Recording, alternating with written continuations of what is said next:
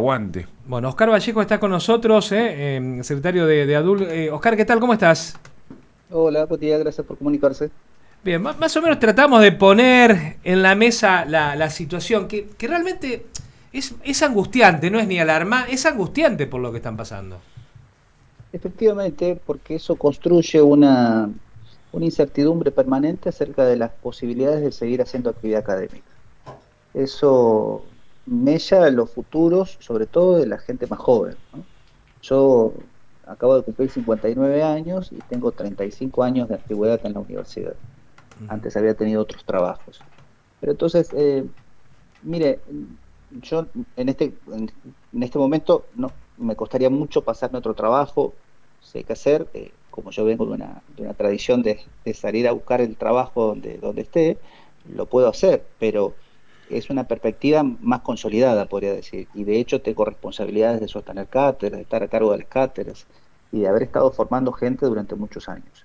Pero la gente más joven, que es la que transita entre haberse recibido, que es más o menos a los 25 años, y hasta los 40, que es un periodo formativo muy intenso, porque a los 40 más o menos se empieza a estar a cargo de las cátedras. Es decir, estar a cargo de las cátedras quiere decir estar a cargo de la definición de qué es lo que se va a enseñar, con qué horizonte disciplinar se va a enseñar, y después, mientras tanto, lo que ocurrió fue estar muy pegados al trabajo estudiantil, formativo, ¿no? Sí. Y entonces esa franja entre los 25 y los 40 es la más afectada, cobra salarios muy bajos, como estaban ustedes refiriendo, a tal punto que los salarios son más bajos que los de un maestro de grado. Nosotros estamos cobrando como mínimo un 20% menos que lo que cobra un maestro de grado, ¿entiende? Para dar la formación más sofisticada que puede recibir un ciudadano en la Argentina. ¿Y Entonces, no quiere sí. decir que alguien de primer grado no tenga que está dando clases de primer grado, no tenga que tener un buen salario. No estoy diciendo eso. Lo que estoy diciendo es que esa formación, que podríamos decir una formación general, una habilidad que se exige en todos lados, aprender a leer y escribir, y después tenemos en la universidad una formación absolutamente especializada y sofisticada. Entonces, para esa formación abstracta, sofisticada, especializada, que se requieren años de formación, tenemos salarios más bajos que enseñar las habilidades más generales, que son Claro. las de saber leer y escribir, ¿no? Yo Entonces, tengo. creo que Sí. eso es lo que está dándose el debate de fondo, y yo no sé si la ciudadanía termina de entender que ese es el debate último sobre la universidad. Nadie quiere, nadie le gusta hacer paro, y más por este tema, seamos muy claros. A ver, ¿qué vislumbran ustedes hacia adelante?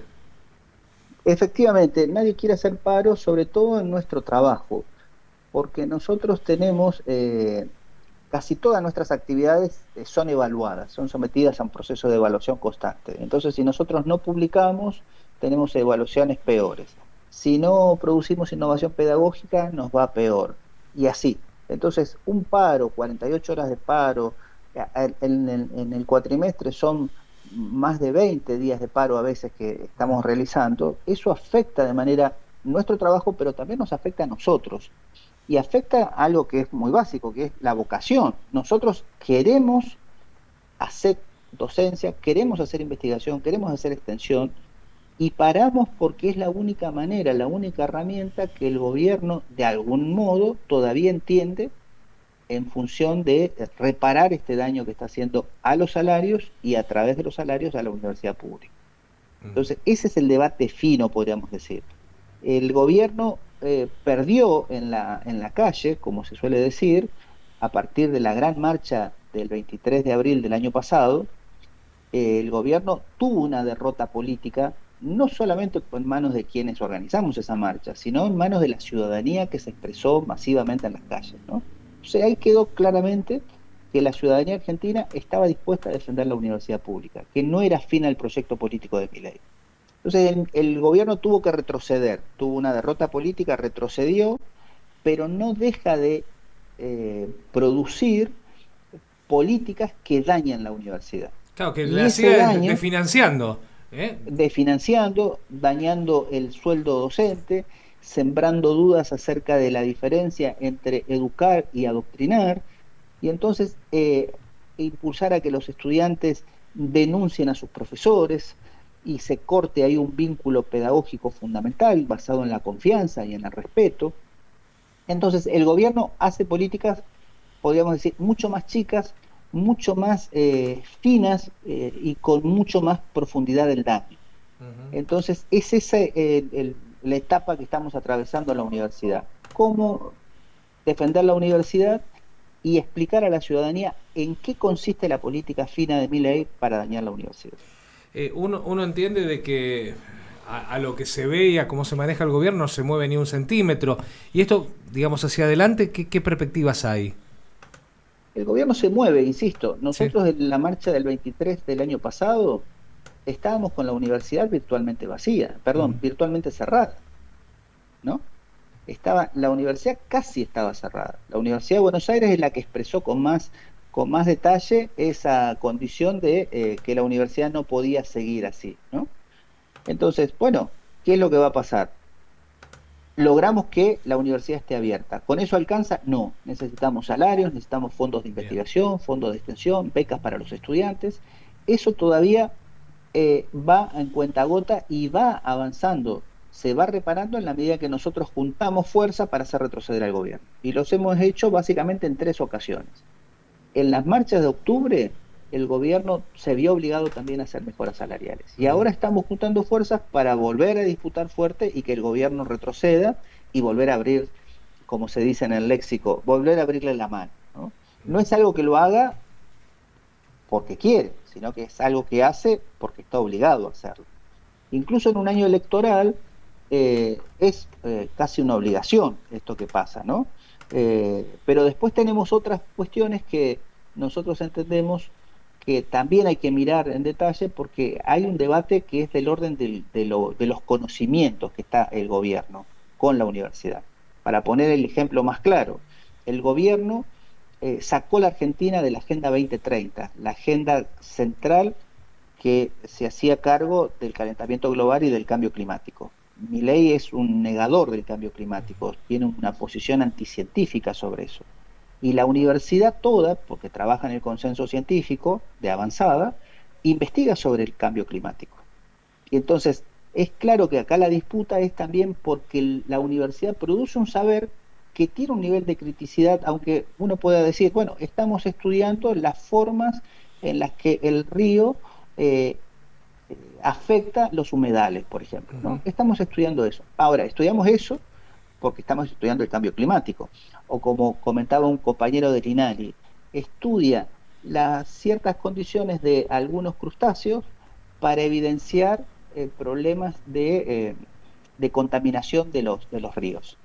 Entonces, esa es una investigación muy sofisticada que da efectivamente una indicación de que hay problemas, el río Salado tiene problemas, que eso incide en el cambio climático, etcétera, etcétera, ¿no? Entonces, ese es el otro debate que estamos teniendo en la universidad. Entonces, si uno enseña eso, imagínense que viene un estudiante y emprende un curso en la universidad en la que se le da cambio climático. ¿Qué es lo que diría el presidente Milei y sus funcionarios? Denuncia a sus profesores, están haciendo adoctrinamiento, ¿se entiende? Ujú. Y solo se está enseñando el consenso científico, que tiene un nivel de criticidad, sobre todo para aquellos que tienen una agenda anticientífica, ¿no? Y la universidad no puede sino enseñar el conocimiento científico de frontera. Eh, ¿Cómo continúa la medida?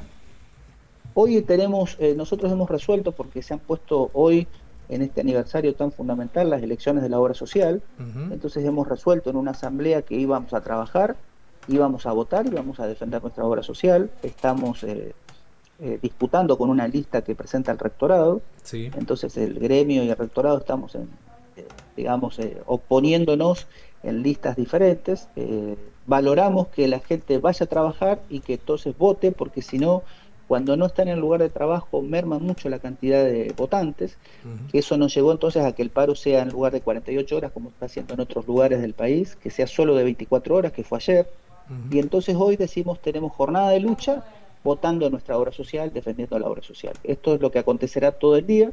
Ujú. Esperamos tener buenos resultados que nos permitan tener una representación en el Consejo de Dirección de la Obra Social. Y como ustedes saben, las obras sociales son parte fundamental de la vida de un trabajador y de una trabajadora. ¿no? Porque es sueldo diferido, más cuando uno es jubilado. Entonces, la obra social de la Universidad Litoral no está dando las respuestas que se necesitan en estas condiciones que estamos atravesando. Y entonces, esa también es una, un espacio de confrontación, pero un espacio que nos tiene que permitir llegar a una buena obra social. Entonces, más allá de las elecciones, lo que nosotros decimos es tenemos que ponernos de acuerdo cómo mejorar la obra social.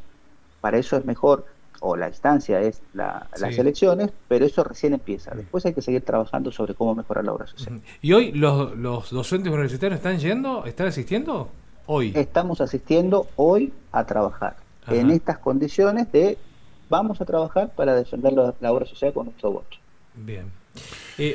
Wow. Guille, ¿querés sumarlo? ¿Querés sumarte? No, en realidad, o sea, sí, atendiendo a la situación, uno por ahí lo ve con preocupación, tiene familiares, amigos que están o en la actividad académica o en la actividad de investigación, algunos ya se han Sí. ido, otros hacen malabares para continuar con sus proyectos de investigación.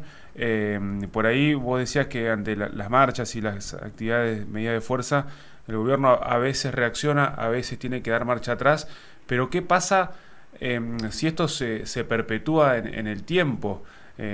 Yo no sé si a veces está la posibilidad de un paro por tiempo indeterminado, no sé si eso tendría el efecto deseado, pero sinceramente veo con preocupación que se sigan deteriorando los salarios, más allá de que ahora la inflación esté, ponele, estable, pero que merme también la cantidad de docentes que estén en actividad o que vayan optando por otros trabajos.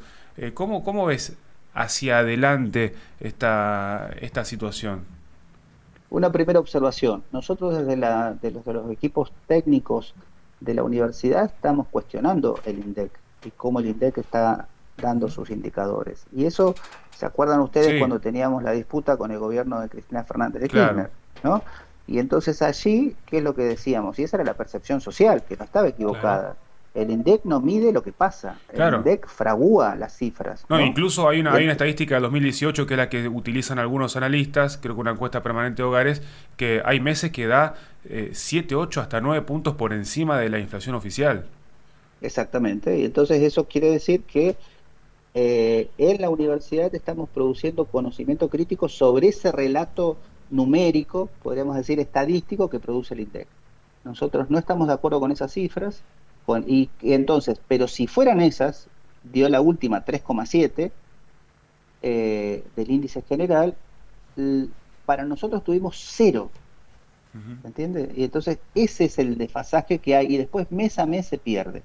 Y entonces, como la pérdida es tan grande, ya no es que después a lo último más o menos se acomodan y uno dice, bueno, no hemos perdido tanto, porque la pérdida es mes a mes. ujú, Algunos dicen día a día, ¿no? Entonces, efectivamente, como bien vos decís, uno de los debates y algunos sectores importantes de la docencia entienden que hay que ir a un paro por tiempo indeterminado, que las condiciones nunca han sido tan graves como las que estamos atravesando y en otros contextos ustedes sí. seguramente sabrán que algunos conductores dicen, y ustedes no hicieron nada sobre los últimos 4 años. Nosotros hemos hecho paro hasta en pandemia, ¿se entiende?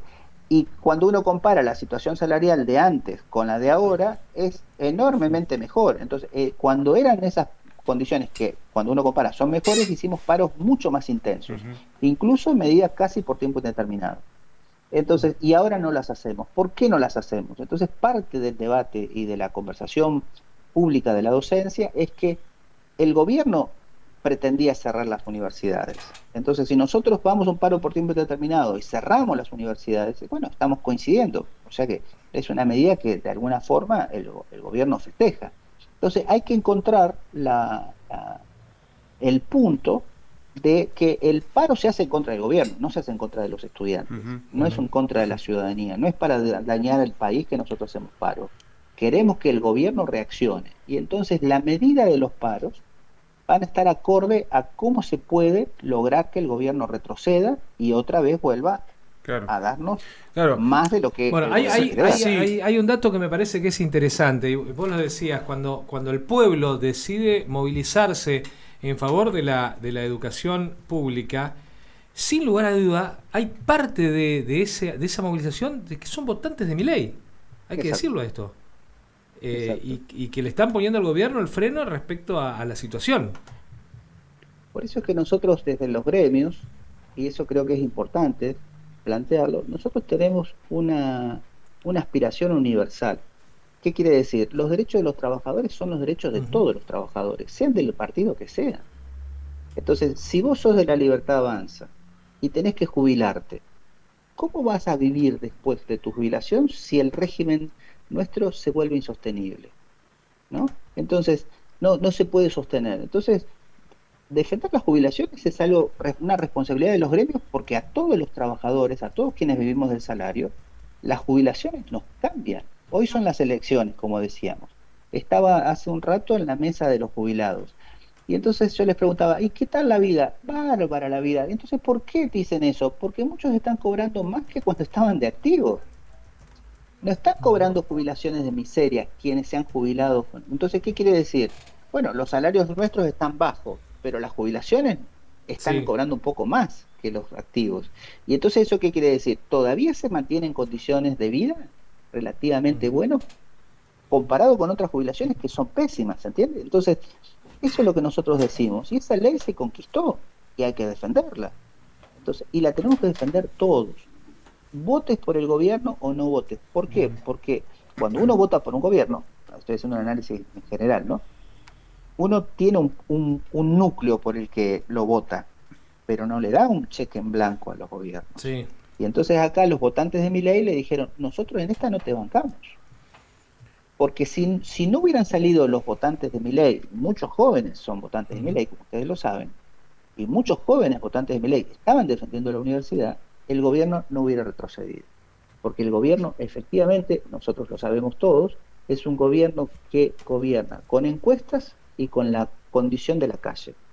Y entonces, la condición de la calle acá se expresó de una manera tan contundente que el gobierno retrocedió.